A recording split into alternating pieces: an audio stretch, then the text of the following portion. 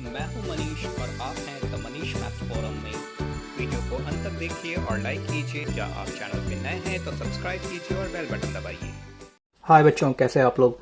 आज हम स्टार्ट करने वाले हैं एक नया चैप्टर जिसका नाम है कंग्रुएंट ट्रायंगल्स। आपने ट्रायंगल सीरीज में पढ़ा है ट्रायंगल्स एंड प्रॉपर्टीज, उसके क्वेश्चंस देखे हैं। तो अभी स्टार्ट करते हैं हम एक नया चैप्टर कंग्रुएंट ट्रायंगल्स। तो सबसे पहले देख लेते हैं कंग्रुएंट का मतलब क्या होता है। देखिए, कॉन्ग्रुएंट आप लोगों के लिए नया वर्ड है, शायद आप लोगों ने पिछली क्लासेस में कॉन्ग्रुएंट पढ़ा नहीं है। तो कॉन्ग्रुएंट का टिपिकल लिटरल मीनिंग क्या होता है। Congruent is identical. दो ऑब्जेक्ट्स कॉन्ग्रुएंट तब कहलाते हैं जब वो एक दूसरे को सुपर इम्पोज करें। मतलब एक ऑब्जेक्ट के ऊपर आप दूसरा ऑब्जेक्ट रख दो तो आपको दूसरा ऑब्जेक्ट नीचे वाला ऑब्जेक्ट दिखाई देगा नहीं। तो such objects are called congruent objects. चलिए, ज्योमेट्री में हम क्या क्या देखते हैं।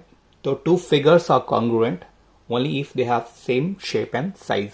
शेप भी सेम होना चाहिए और साइज भी सेम होना चाहिए। ये नहीं कह सकते कि एक लाइन और एक सर्कल कॉन्ग्रुएंट होगा। हमेशा एक शेप्स के जो फिगर्स होते हैं वो भी कॉन्ग्रुएंट कहलाएंगे, provided they have same dimensions, they have same size. तो चलिए एक एक करके देखते हैं। दो लाइन को कॉन्ग्रुएंट कब कहेंगे। चलिए एक लाइन बनाते हैं, ए बी और सी डी। ए बी और सी डी को कॉन्ग्रुएंट तब कहेंगे जब A B is equal to C D होगा, that is they have the same length. ठीक है, दो एंगल्स कॉन्ग्रुएंट कब कहलाएंगे। ए बी सी ये एक एंगल है, डी ई एफ दूसरा एंगल है। ये दोनों कॉन्ग्रुएंट कब कहलाएगा, जब angle A B C is equal to angle D E F, that is they have the same measurement. Angle measurement दोनों का सेम होना चाहिए, तभी ये दोनों एंगल्स कॉन्ग्रुएंट कहलाएंगे। ओके, नेक्स्ट दो स्क्वायर्स कब कॉन्ग्रुएंट कहलाएंगे। चलिए दो स्क्वायर बनाते हैं। ये रहा एक स्क्वायर, दूसरा स्क्वायर ये बना लिया। ठीक है, P Q R S L M N ओ।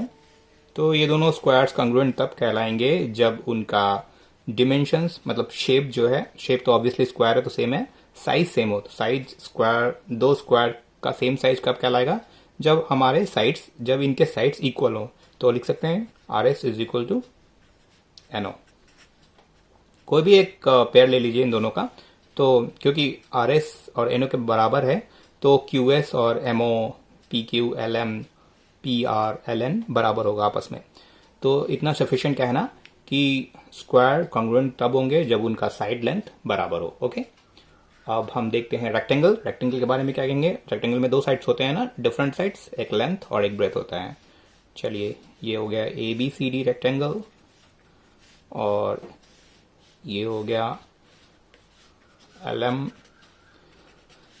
N O rectangle. तब कब कहा जाएगा ये दोनों को कॉन्ग्रुएंट, जब इनका लेंथ और इनका ब्रेथ बराबर हो। तो ब्रेथ ले लेते हैं, कोई एक, दोनों में से एक ब्रेथ ले लिया जाए।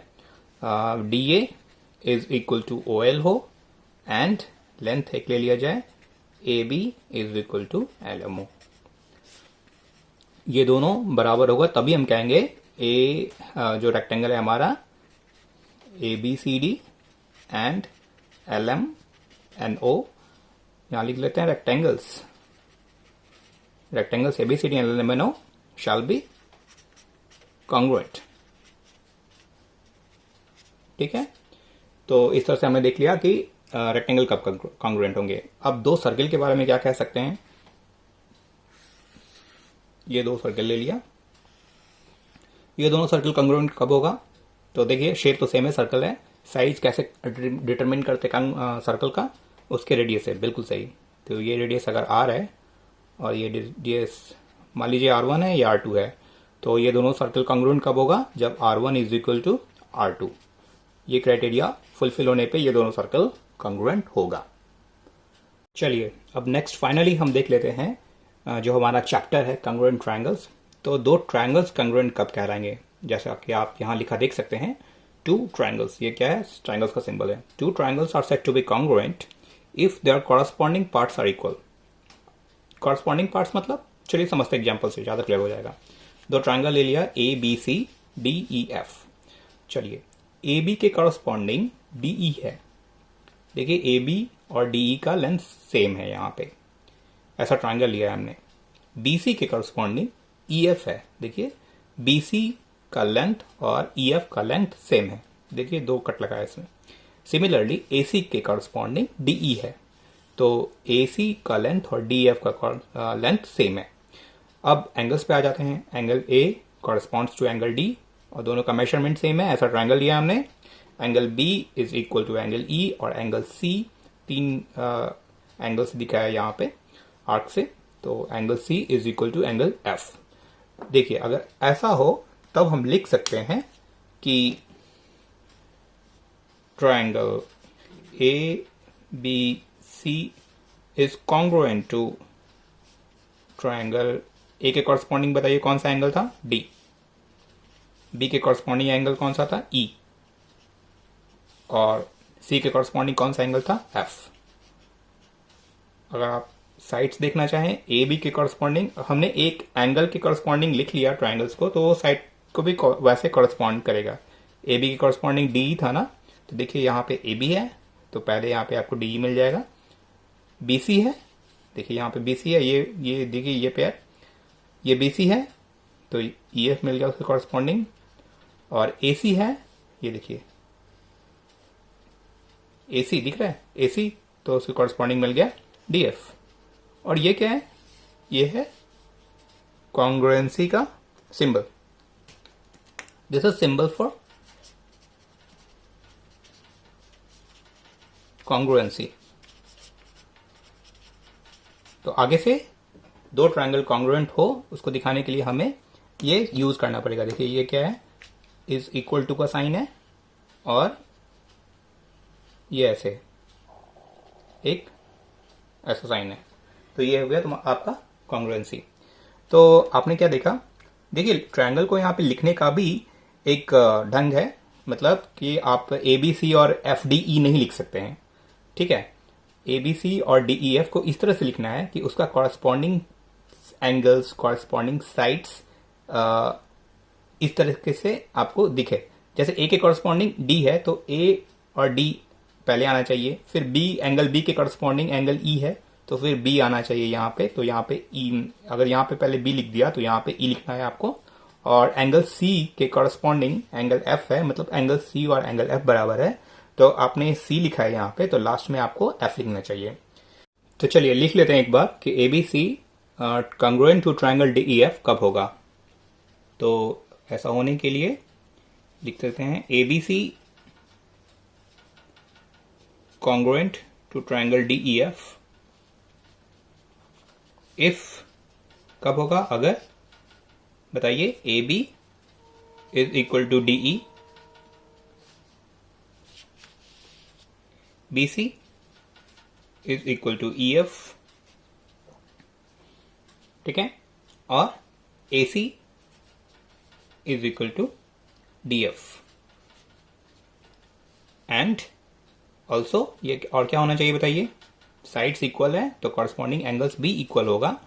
Angle A is equal to angle D, angle B is equal to angle E, and angle C is equal to angle F. चलिए एक और एग्जांपल लेते हैं ट्रायंगल्स का और हम देख लेते हैं कॉन्ग्रुएंसी।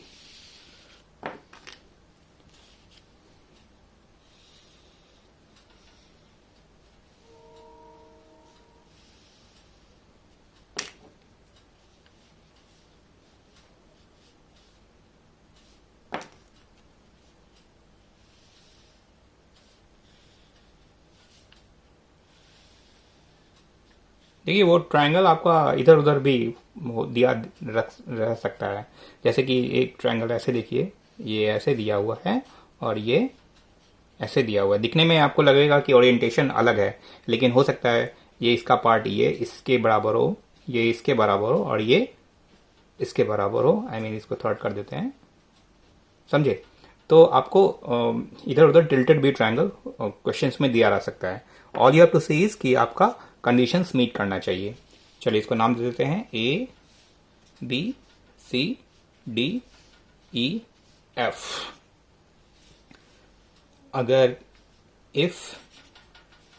अगर हमारा ए बी के इक्वल हो जाए डी ई, ठीक है, ए सी के इक्वल हो जाए डी एफ, बी सी के इक्वल हो जाए ई एफ, एंड ऑल्सो क्या होना चाहिए, एंगल ए के बराबर होना चाहिए एंगल डी, एंगल बी के बराबर होना चाहिए एंगल ई। ये क्या है, बी है। Angle B is equal to angle E and angle सी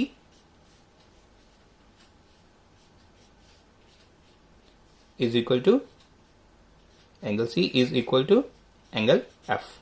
तो ये दोनों क्राइटेरिया मिल गए आपके, दोनों तीनों साइड्स बराबर हों और आपस में बराबर कॉरस्पॉन्डिंग साइड्स बराबर हों और कॉरस्पॉन्डिंग एंगल्स बराबर हों, तब कह सकते हैं कि triangle ABC congruent to triangle DEF। चलिए, इसके साथ हमने फिनिश किया बेसिक्स ऑफ कॉन्ग्रुएंसी।